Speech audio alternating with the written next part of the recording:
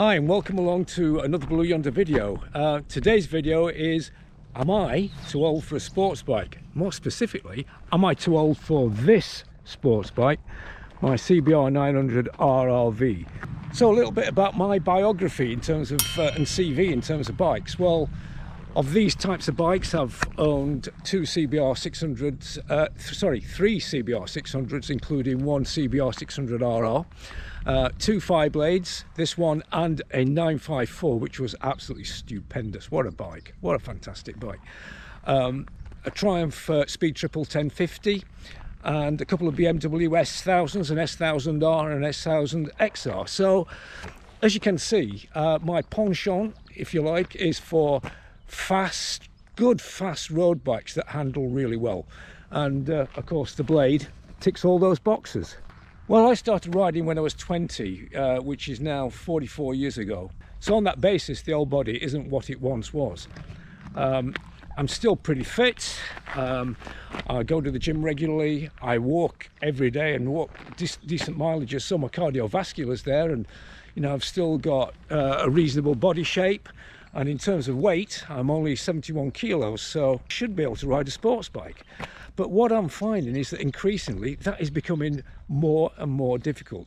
And here's why. So although I really do love the way this bike looks, and I love the way it makes me feel when I start off on a ride, not so much when I get back from ride, when the old back aches and the wrists are aching, but I really do love it. And it's been fantastic today. It's been fantastic weather, which again is a rarity, but it's been fantastic weather.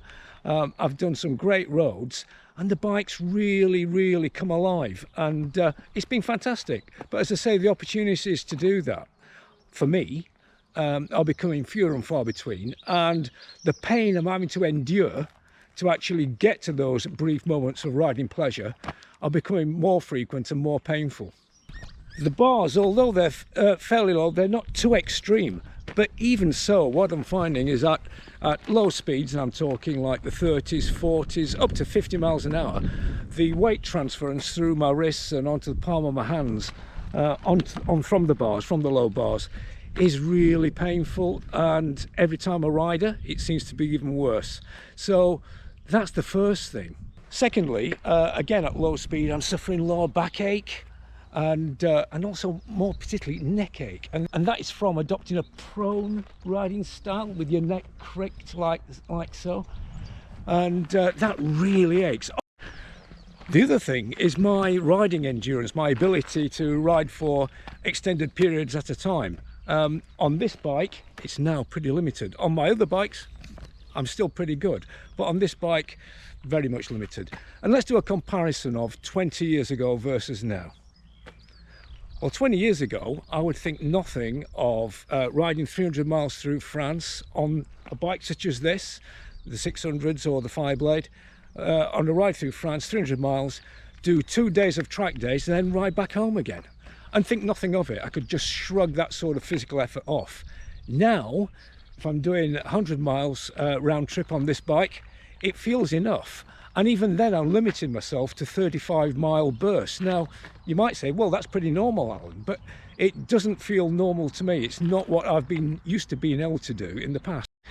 And then there's the problem of the obsession, the anti-speed lobby that we have in this country, and the proliferation of speed cameras, and particularly average speed cameras, and the ongoing reduction of speed limits. I mean, I've been riding some brilliant roads today that have been castrated with 50-mile-an-hour speed limits. Now, when this bike was designed and developed, there was no such thing as 50-mile-an-hour speed limits out on open national speed limit roads. I turned the cameras off earlier and had a bit of a play on the bike and let the bike have its head. There's a fantastic road not far from here, and there's about 15 to 20 miles worth of absolutely glorious road. Great vision, great surface, nice and wide, and the odd scattering of villages, but very light traffic. And the bike was absolutely stupendous. Can't tell you just how great the bike felt on those sort of roads. But as I say, that type of road and the ability to use the bike on that type of road, it's becoming an endangered species. They're so few and far between now as to make them practically non-existent. And saving the bike for those short bursts of pleasure like that and great riding Is it worth it? Is it worth it for keeping a bike for 5, 10, 15 minutes worth of glorious riding when you're out for an hour and a half, 2 hours? I'm not so sure that it stacks up.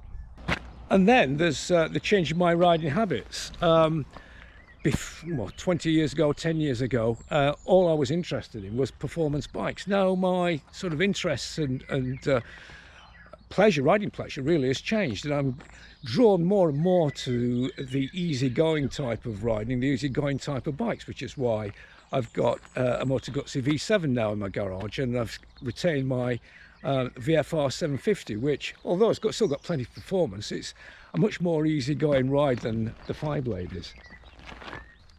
So to come back to the original question, am I too old for sports bikes? Am I too old for the Fireblade?